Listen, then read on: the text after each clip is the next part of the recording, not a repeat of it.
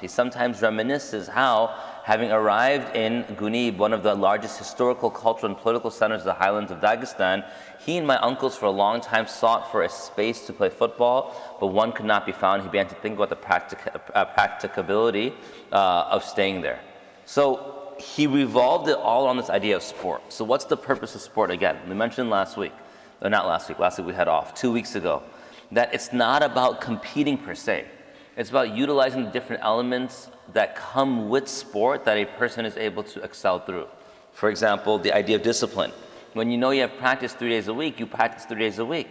If you have practice like when we wrestled, we had practice 5 days a week, or 4 days a week. Friday we usually had a competition. 4 days a week practice. That means after school, you had to go to practice right away. Well, we had 2 hours of practice. That means you have two fewer hours to do homework. If you have two fewer hours to do homework, when you go home, you can't just make random decisions. I'm going to lay down for an hour, I'm going to relax and hang out with friends. You have to really structure your schedule and say, well, I have practice, I love this sport, so I'm going to practice. Once I'm done with my practice, I have to go and now figure out, I have 3 hours of homework and I have a bedtime at X o'clock. What will I do? Well, I need to pray. I need to, for example, read Quran. I need to spend a little time with my family. I need to eat. I need to do homework. So then you begin to think, okay, let me plan out my schedule. Friends are just not going to fit in the picture during the week. Weekends, I can hang out with them. So you begin to shift things around. And so it teaches a sense of accountability and responsibility and structure that others would not have had otherwise. And for youth in particular, you always get, called out for being unstructured. Why? Well, you have a lot of time on your hands. And when you have time on your hands, what you want to do is utilize that time wisely. And this is why I was pushing so much that we do this 12 o'clock youth time, because at least it gives an opportunity for some of you who may not have physical activity and may not even see one another to come and do something physical. And I know people have been dropping out slowly and slowly. I was telling them that we can, I don't know, with COVID, grappling might not work, but at least like striking, punching, kicking, things like that. I don't know how parents would be. Like from 12 to 12:30, it's a perfect time for us to do something. I mean, if it's really people don't want to do something, we'll do the 12:30, 12:35, whatever, halaqah.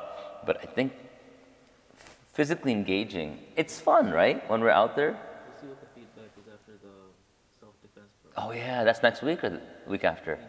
19th. That's 2 weeks away, yeah. So okay, that's a good idea. That's a good idea. Okay, awesome. So anyway, what does his father do? Now he realizes that he has to move to set this up for the community. And that's a huge lesson you learn right away. What's that lesson? It's not just about personal success. Honestly, all of you can go become, for example, physicians, become very wealthy, and that's fine. You'll be personally successful. Maybe your family will be comfortable. But is that going to bring success to the community? Are we looking at the community's growth? Khabib's father was already famous for his performance intergalactically and athletically within school, but now, and his time in the army, but now he needs to begin to give back to the community. And that was something that really drove him to doing what he does. And so he applied for a transfer to the Village Consumer Society, to a district department. It was as if, using fighting terminology, he had been given a contract with the UFC, but instead asked for a promotional contract in Greenland or Antarctica. Meaning what? He was given it all, but he decided to take a step down, not for his own personal wealth and satisfaction and growth, but to be able to give back to the community. And what he did, rather, he chose to go to a different region where he was appointed the head of a village shop, a head of a team consisting of 2 people. What's the purpose? The purpose is he saw something bigger than himself. We're literally sitting and talking about his son today because he made that decision 20, 30, 37 years ago. 37 years ago, he made a decision about himself, or a little more than that. 40 years ago, he made a decision about himself. That small decision he made to give back to his community had such a global impact that none of us could have imagined. By him deciding to take a lesser paying job to focus on the youth of his community, the whole world would speak about an athlete 40 years later. But that's how it works. That's how it works. When you make these decisions for the sake of Allah, for the sake of something better, that the result is something greater. So all of us, as we're making these decisions, Your parents will have input and influence, and they should. Your teachers will have input and influence, they should. Your family will have input and influence, they should. But in the end, you have to identify, what's my objective? Is my objective just to make money? You will get money. Is my objective just to find a good spouse? You will find a good spouse. But if your objective is to do something greater, then from that intention, that objective, something greater will come, and that's exactly what happened over here. And so he had a good job. He married Khabib's mother, and what he basically did was he was at the head of the small village shop, but he reconnected himself to the people of that village, and namely the youth of that village. And so what he began to do was he began to work with these young children. And how did he do so? In 1987, his plans, I'm skipping like paragraphs and pages because you've already read this, so I'm just covering, stuff you've already read. In 1987, his plans embraced the repair of an old country gymnasium and the opening of a course on freestyle wrestling. Again, if you guys are good with it, I would love at the 12 o'clock time to teach you guys how to wrestle. It's a lot of fun. We'll do it with 6 feet distancing. Wrestling is so much fun. It's so much fun. And it just builds so much within you. By that time, the young family had already acquired a farm, as was customary in the village. Father sold 4 bulls, which were the basis of his family's economic well-being, and began to repair the village gymnasium with the money received. It was all personal investment. It was all personal investment. But what was the purpose? Not personal growth. It was personal investment for communal growth. And the people who are successful in this world, they often invest for themselves. The people who are successful in the hereafter, they often invest for something greater. And they are often given successes in this world as a result. Look at the ulama, your fathers in Alam, for example. Look at the ulama or the hufaz. They invest in these things. The khuddam of deen, they invest. Why do they invest in it? There are those percentage of people who invest because they want to speak and get notoriety. Okay, that's cool. No problem. They want to be known. They want to get a nice job. But being in this position where I was imam and where I was, I work in Islamic schools, etc., that's not where you get your money. It's not. It's not like I'm going to sign this great, crazy 7-figure salary at an Islamic school next week with a salary bonus, etc., signing bonus. It's not going to happen that way. But you invest in something so later you see the products for the community, not for yourself. And then Allah gives you back for yourself. So now all of you are making these decisions. What are you planning on being when you get older? Dentist, awesome. For what? What's your objective? Sorry? Have a good life. Excellent. How can you tie in a communal objective to it? So I'll give you an example how you can do it. I was watching something. It was a testimony of a mother. Her daughter has abnormally, I don't know what the term is when the teeth jut out, but instead of coming, they actually jut out. And they went to this dentist, and they have state insurance. There's nothing wrong with that. My kids had state insurance too. And her daughter would be made fun of so much in school, so much bullying. She didn't want to go to school anymore. She was 10 years old. And so finally, the dentist, in the interview, he's saying that I didn't have the heart to tell them that I can't do it. Because he wasn't, what's it called, an orthodontist? Is that what it's called? The ones who put the braces on? But there's like a specific type as well on top of that. He wasn't capable of doing what they needed. So he sat the mother and the daughter down, young daughter, and he began to tell them that, look, you need to have braces. And they had already told him how much she's bullied and how she wants to leave school, etc. And he said that, but I can't do what you want. Which really is hard because as someone whose kids were on state insurance for a very long time, Illinois it's hard to get on it, but in Wisconsin, it's hard to get a lot of procedures done in the mouth through state insurance. A lot of like loopholes, hoops you have to jump through, etc. And so then he said, this is what I'm going to do. You're going to get this done. This is the person you're going to go to, and I'm going to cover it. They were strangers. They never met before. Now, if your objective today is you're going to be that specialist dentist who will charge your general clientele and your patients, and you will charge them whatever amount it is, but you will keep an eye out in your community and see these are people who need special work done, and they can't afford it. And their insurance, they can't get insurance, and state insurance won't cover it. So you're going to be that person who helps bring smiles to those children who don't have smiles. You will see the barakah put into that decision that you made. And though you might, instead of making $400,000 a year, you'll make $250,000 a year, which is still crazy amounts of money, you're going to see a lot more happiness in it.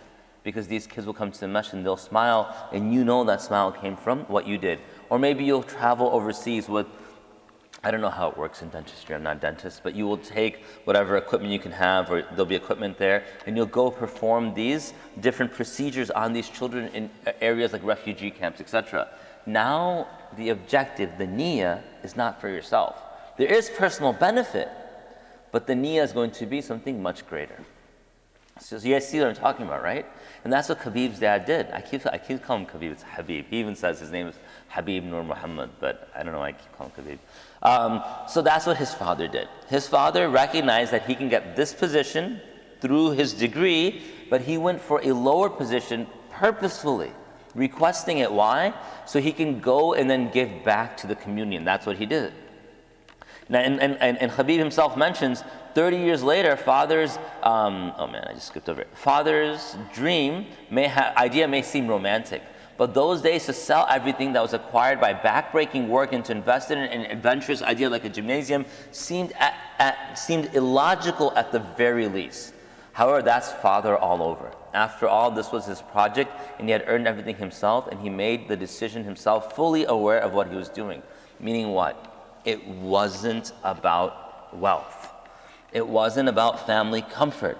It's how can I give back to the community? And that's what he did. You know, when the Prophet ﷺ went on hijrah, why was the hijrah so shocking to the non-Muslims? Anyone know? Why was the hijrah so shocking to the non-Muslims? No one?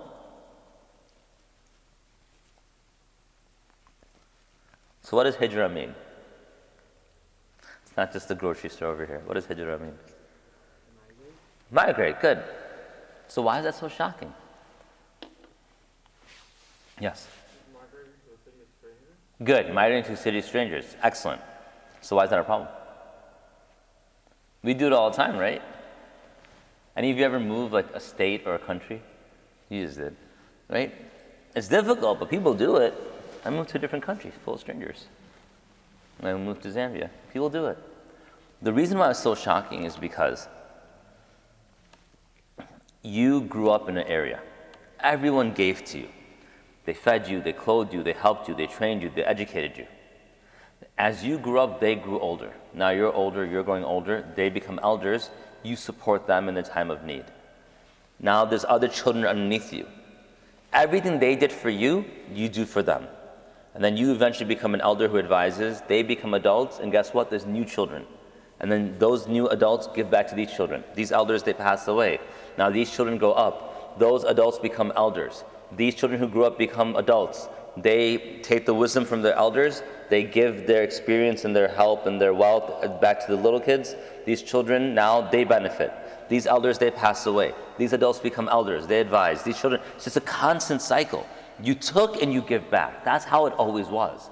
When people moved away, it was shocking because it's almost like abandoning and overlooking all the benefit that you took from the people who were there before you.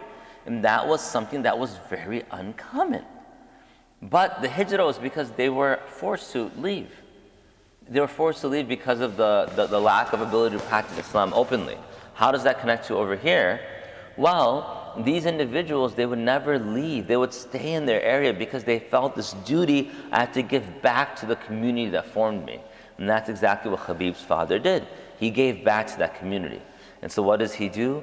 They get the gym, they restore the gym, they're able to hold some tournaments, it attracts many people, more people come, now they start a club within the gym, and sooner or later what happens is that they begin to sort of restructure that whole community.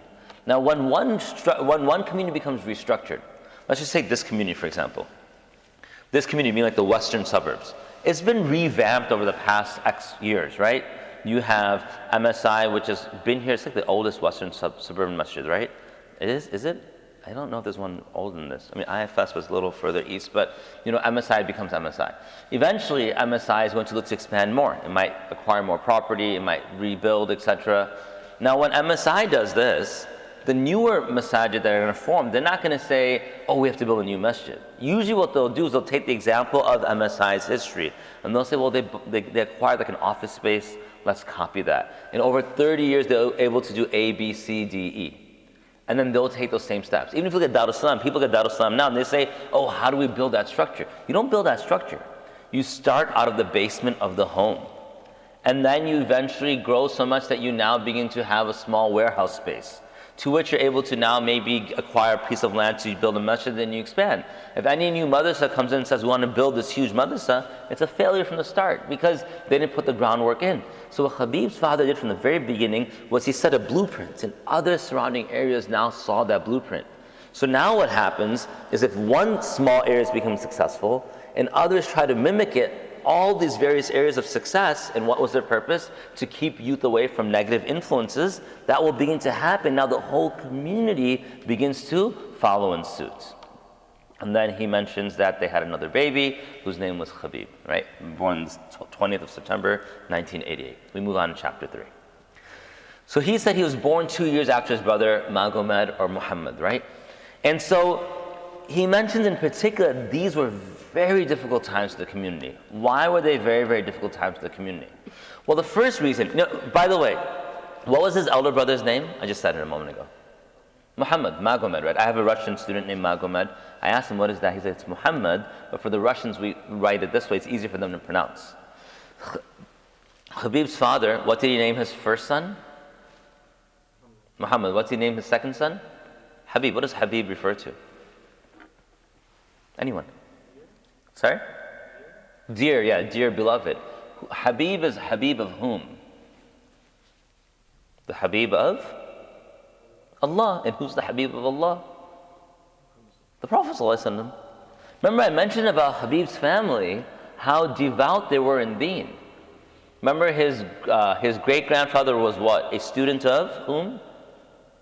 Imam Shamil. Remember this, guys? Imam Shamil was the great Dagestani warrior and mujahid and amir and Sufi and all these things. And then he had some students and disciples, one whom was the great-grandfather Khabib. This was a continued devout family.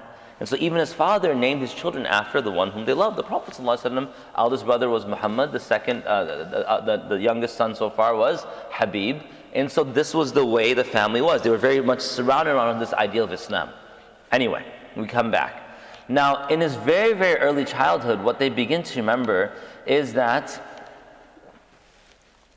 by the way, his sister's name was what? Did I mention it? His sister's name was Amina. His mother's name was what? It starts with a P, P-A-T-I-M-A-T, which sounds a lot like what? Fatima, yeah, it's Fatima. The family was very devout in the submission of deen. It was very devout in the submission of deen, which is very much apparent. Anyway, so now in the house they all had responsibilities, and this is something that you see people involved in sports, and namely in fighting. I'm not encouraging fighting, but namely in fighting, there's a level of discipline that is applied right away. So in their home, in the mountainous regions, which I mentioned about 5 weeks ago, in order to survive, everyone had some responsibility. If not, you would die. There was not enough ease to be able to function as a family unless everyone put their hand in. Habib, he used to help his mother in the household chores. Why? Because he was very young. And the way they set up their home was what? They had this home. In the first floor, they set up, the top floor they made into what? Rooms that they can live in. In the bottom floor, what do you think they made into it? They made it into a gym. And so from the very, very beginning, they were accustomed to people coming into the home, bottom floor, and exercising, working out, which is an excuse for what? Positive influence and staying away from negative influences. This is the time where there was potential for war, to occur in the country. You had the USSR there, you had potential incursion within the community, within the country. And so what did the father do right away? He set up a place for youth to come. And he said from the very beginning, Khabib says, that our common saying was what? Dagestanis are fighters from the very cradle. From the very beginning, we learn how to grapple, etc. And so from the very, very beginning, that's what exactly began to happen. Mother, father, family was completely devoted to the community coming in and them giving back. His father would often, Khabib would go to the father and say, you look in the fridge, we don't have food. Not for himself. We have all these fighters coming in, we have to make sure we're feeding them. It's a constant effort to take care of the community. And so Khabib recalls that when he was younger, they would constantly have a level and aura of competition. There's competition within the household in terms of school achievement. There's competition on the main floor in terms of wrestling, but there's always competition. And he said it was positive reinforcement. There was always this idea that if you did well in school, there'd be some positive reinforcement. His uncles would give him money. Sometimes his father would give him money. And so he was always motivated. And this is a really important lesson that we learn over here. How many of you have ever been yelled at? I'm not saying by whom, I'm just saying if you've ever been yelled at. How good do you feel? Sorry? Yeah, this morning. How good does it feel to get yelled at? How are you like, man, you're so right. You know, sometimes spouses, they come to talk and the husband's like, man, tell my wife, she doesn't listen. I'm like, dude, you've tried that for like 10 years, it doesn't work. Or the wife will say about the husband, I tell him, he just doesn't listen, I don't understand why. Well, seriously, you know, what's the definition of insanity? One of the definitions. Expecting a different result. That's what insanity is. And so the wife is bricking at the husband 10 years later, wondering why he's not changing. The husband's yelling at the wife 10 years later, wondering why she's not changing. It doesn't work that way. That's not how we're motivated. In Quran, Allah doesn't yell at us. He gives us descriptions of paradise. And for the people who need a little more fear, He gives descriptions of hell. There's constant reinforcement, positive reinforcement. You provide the motivation, encouragement the way a person needs it. So similarly over here, what happens in the household? There was motivation. Father was very strict. We'll get into that. But also he recognized just being strict was not enough. Khabib did not fear getting beat by his father. It's not that it wasn't a reality. But that wasn't his fear. His fear was what? His father. Upsetting. More than that? Disappointing. The hope should never be that, oh, my kids fear me, or my siblings fear me, or my students fear me. It should be that they fear disappointing you. You know, dad yells at you because he's upset. In the end, it doesn't have the same feeling as if dad sort of like shows a level of disappointment, or mom shows a level of disappointment. You realize, man, I let that person down. And that's what was being set over here. From the very get-go, there was expectations in the household. And the expectations will be relayed with the actual purpose that, look, you need to step up or the house will not be able to function. So they were being addressed as individuals who were responsible. Granted, you don't tell a 2-year-old this, but a 7, 8, 9-year-old, you give them your place. Like, look, for example, if you eat with a duster, and you tell the 8-year-old every day, it's your responsibility to go and open the duster and put it down. And then this person's responsibility to put the plates down, etc., or if it's on the dinner table, etc. And then, when they don't do it, you don't just come and say, oh, I'll do it myself. Rather, it's your responsibility. The family's not eating until you do that. That's how essential you are. Because the moment you step in and say, oh, you didn't do it, I'll do it for you, that person recognizes, I'm not as essential anymore. Whereas if you step in and say, your responsibility was to bring the water back from the watering area, be it the actual fresh stream of water if you had a well, to the household. If you don't do it, the household doesn't have water, and then the person doesn't do it and the household doesn't have water, at that point the person realizes, I am essential to the family. One, it puts more responsibility to them, but two, it gives them a sense of what? What does it give you? A sense of what? Belonging. Absolutely. I belong here. Worthwhile. It's valuable. I'm not just a random person you can throw off. I'm a valued participant within their family. That's what is established through all of this. And so Khabib's father really established this early on within them, and all of us should look to do the same as well. We should never think that we don't have value, nor make someone feel they don't have value. Even kids, you give them responsibilities. You know, let's say you eat on the floor, you have a duster. You give the 12-year-old, 13-year-old responsibility that your job at the end is to shake it out. and then fold it and put it away. Or wipe it down, fold it and put it away. In madrasa, if you didn't shake it out and fold it and wipe it down, the next day you open it up and there's like saline stains which eventually grow moldy. It's the whole school suffers because of but our laziness in the process. And so it gives a person, even though it's annoying, a sense of value, worth, purpose, belonging, responsibility, etc. On top of that, the way they would reward these children. In the household, they also gave financial incentives. You don't have to do this. Not everyone has the financial ability to do this. They themselves didn't have it too much. Khabib actually mentions, I needed money. I needed money. And so what would happen is that he would do chores or earn this money. And then that he was subsequently guided on how to use money properly. Money is a dangerous thing. I'm not going to get into it too much. But it's a double-edged sword. If you give a kid money, they're like, oh man, I'm responsible now. But at the same time, if you give them money, they can also blow it. They might not use it properly. So his uncles gave him money to be responsible. Now Khabib, he's not fighting anymore. And he doesn't really take pay as a coach. What is he making money out of? Anyone know? I thought you were raising your hand. It's all business investments. They taught him early on to become business-minded. Now, my point isn't to lecture you on how to get business-minded. I have no idea how to be business-minded. I'm one of the worst people when it comes to money. But what they taught him, what you see is that he's the polished result of having clear intention when you're doing something. His parents wanted him to become financially stable, independent, competent, and you see that in his actions. And so our discussion here is the way this family grew. Now I'm going to just move forward about a couple of things. We're going to move on. Here's another one. The sense of competition became part of me in study, in sports, and in the study of the Quran. It helped me develop. If you add to it father's system of monetary motivation, you may understand, Jaria, that was the key to my success at that motivation.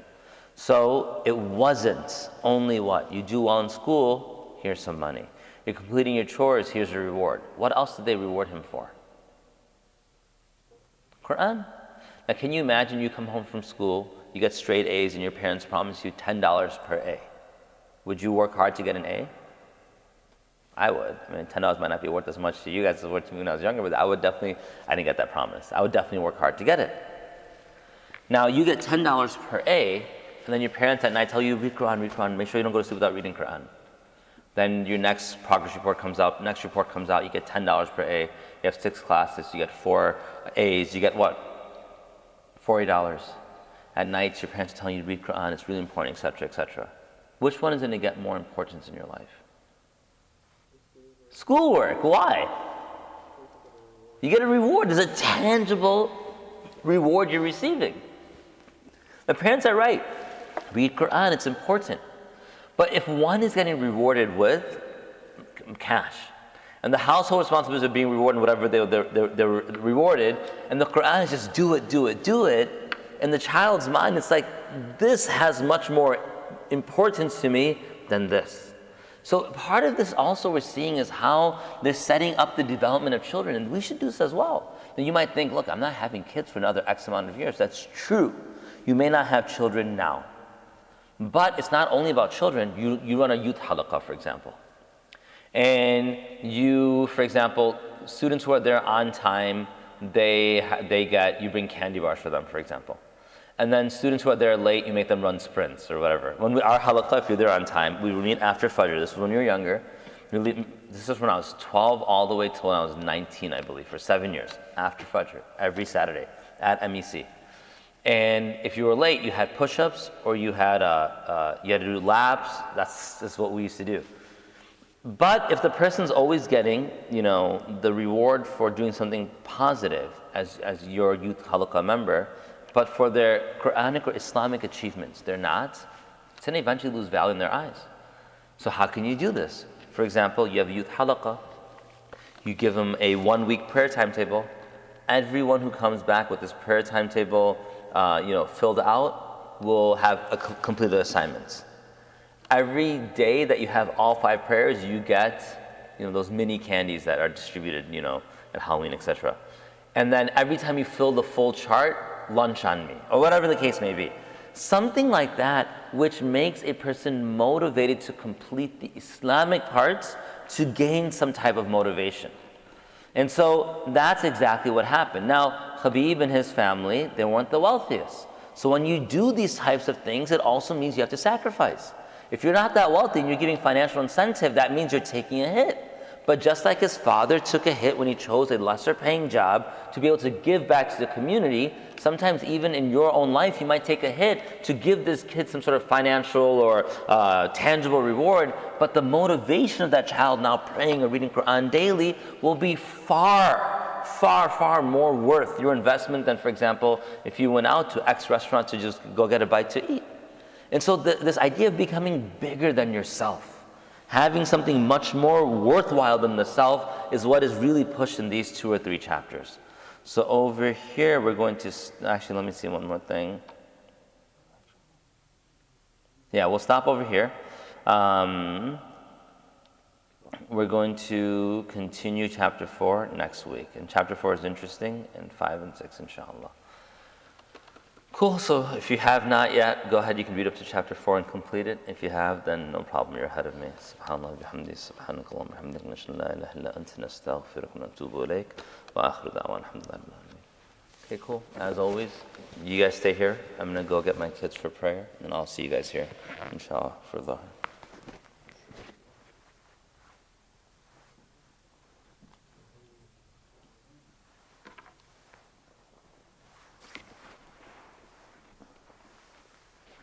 Are you guys announcing the program yet or not yet? Yeah. The 19th? Yeah. Okay. Did you get a chance to talk to Sheikh? Yeah, he agreed. I had told him, I had asked him. Yeah, he agreed completely. Okay. Just, It's after Isha, right? yeah. Yeah, so I told him. Yeah. You shut down time. Yeah. So, yeah, I'll be right back. okay.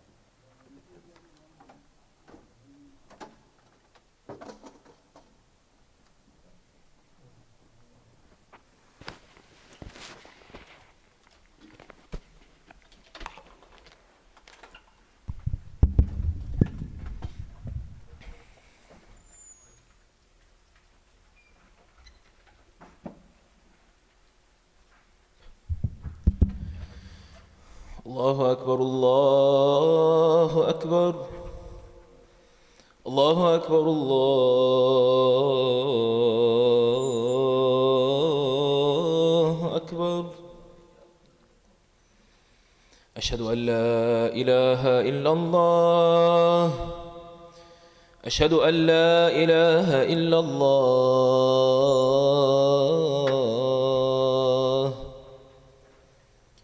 أشهد أن محمدا رسول الله أشهد أن محمدا رسول الله حي على الصلاة حي على الصلاة حي على الفلاح حي على الفلاح الله أكبر الله أكبر لا إله إلا الله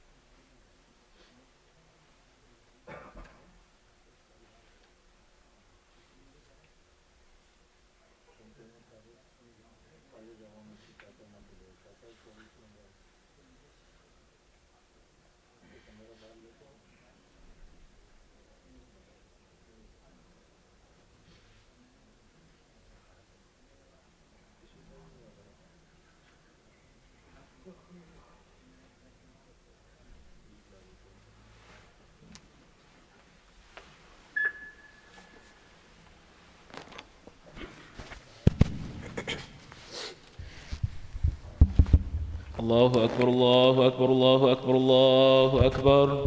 أشهد أن لا إله إلا الله، أشهد أن لا إله إلا الله، أشهد أن محمد رسول الله، أشهد أن محمد رسول الله.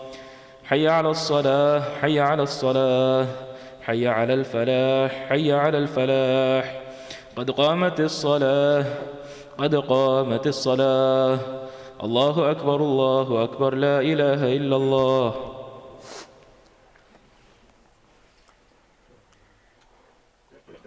الله أكبر.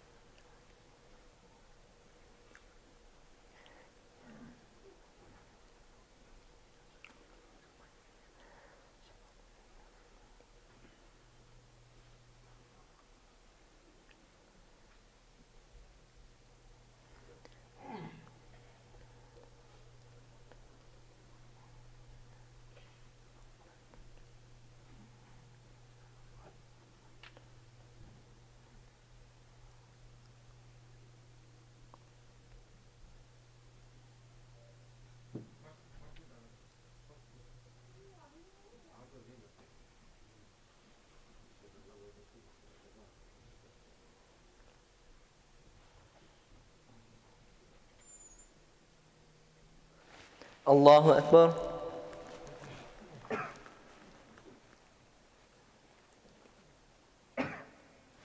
سمع الله لمن حمده. الله أكبر.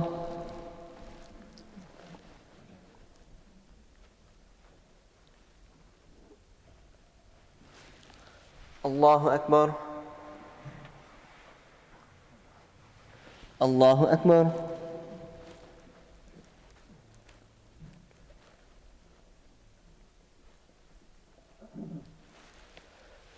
الله أكبر.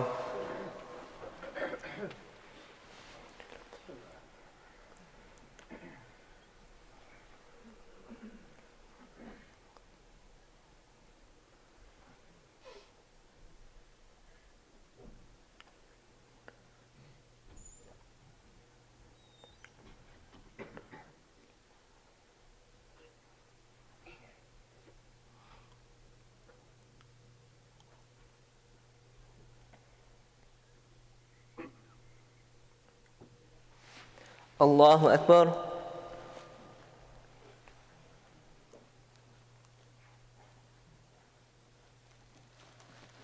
سمع الله لمن حمده. الله أكبر.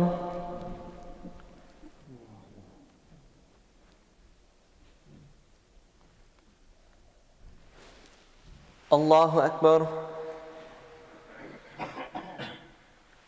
الله أكبر.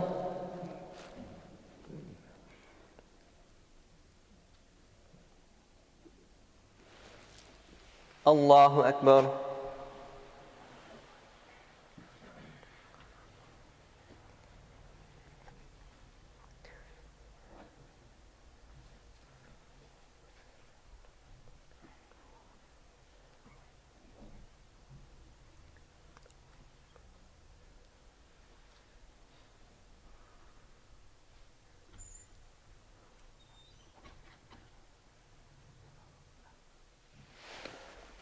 الله أكبر.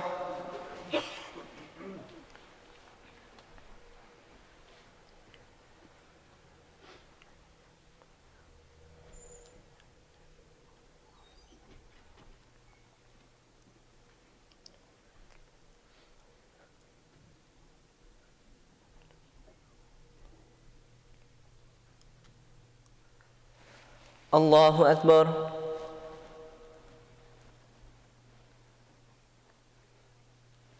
سمع الله لمن حمده. الله أكبر.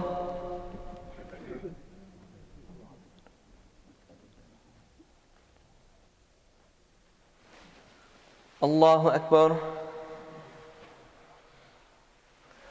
Allahu Akbar.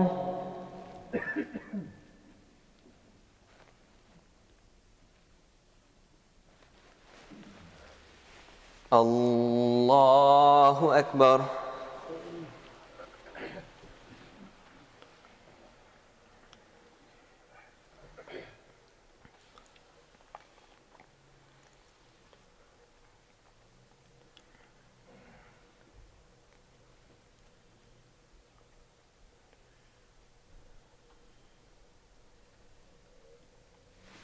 Allahu Akbar.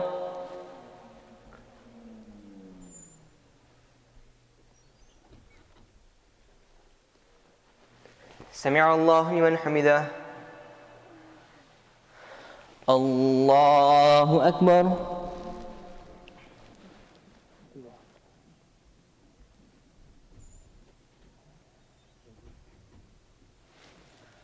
الله أكبر. الله أكبر.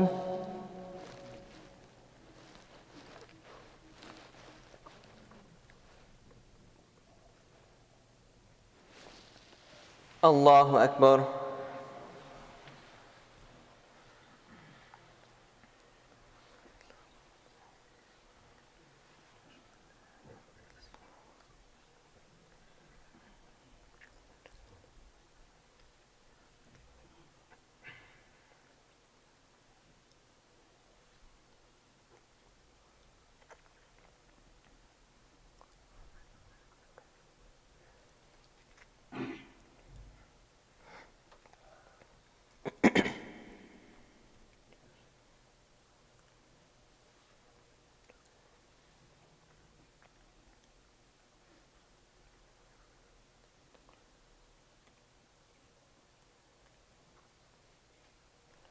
السلام عليكم ورحمة الله.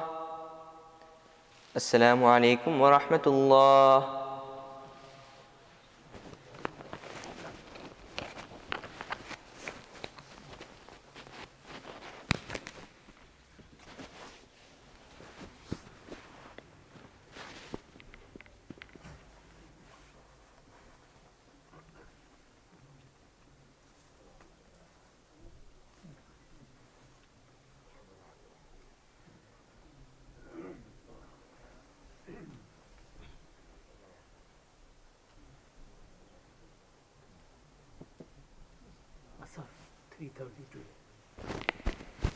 Inshallah, from today onwards, Asr is at 3:30.